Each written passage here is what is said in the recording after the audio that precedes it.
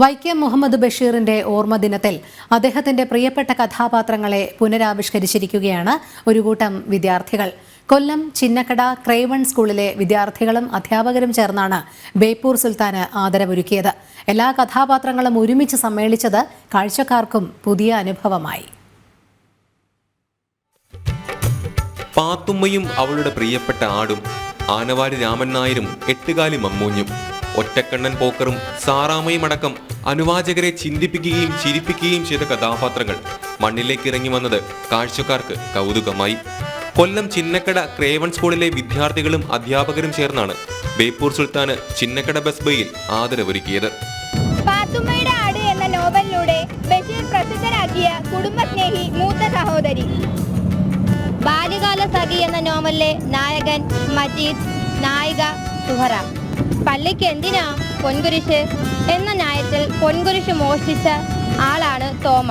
ശബ്ദമായ പ്രണയത്തിലൂടെ പ്രണയത്തിനൊരു പുതിയ രൂപം നൽകി നാരായണി എന്ന കഥാപാത്രങ്ങൾ ഓരോന്നും പരസ്പരം സമ്മതിക്കുകയും കുശലം ചോദിക്കുകയും ചെയ്തു.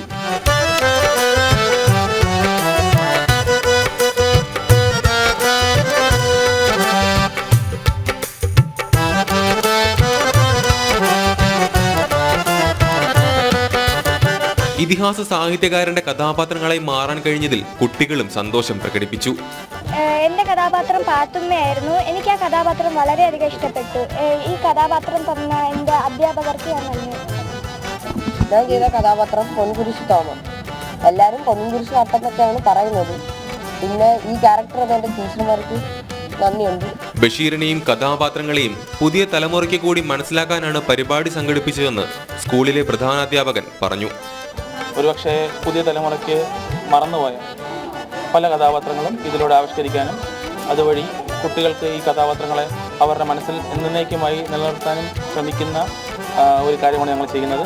വിദ്യാർത്ഥികളെ കഥാപാത്രമായി ചമയിച്ചത് ടെലിവിഷൻ താരവും PTA അംഗവുമായ ചിത്ര S ആണ്. ചിന്നക്കടയിൽ പുതിയ തലമുറകൾക്ക് വേണ്ടിയിട്ട് ബഷീറിനെയും പാത്തുമ്മേനെയും പാത്തുമ്മയുടെ ആടിനെയും ഒക്കെ നമ്മൾ അണിനിർത്തിക്കൊണ്ട് ഒരു പ്രോഗ്രാം നിർത്താൻ സാധിച്ചു. അതിന് ഒരുപാട് കുട്ടികളുടെ ഭാഗത്തു നിന്നും അവർക്ക് അവരവരുടെ ക്യാരക്ടർ ഉൾക്കൊണ്ട് ചെയ്യുവാനും അവർക്ക് അതിനോട് പൊരുത്തപ്പെട്ട് ചെയ്യുവാനും അവർക്ക് സാധിച്ചു. അതിന് ടീച്ചേഴ്സ്മാരും ഈ സ്കൂളിലെ എല്ലാ ടീച്ചേഴ്സ്മാരും HMഉം ഈ സ്കൂളിലെ മറ്റ് പേരൻസും എല്ലാവരും അണിനിരുന്ന് അതിനൊരു വലിയൊരു പ്രോത്സാഹനമായിട്ട് തന്നെയാണ് മുന്നോട്ട് കൊണ്ടുവന്നത്.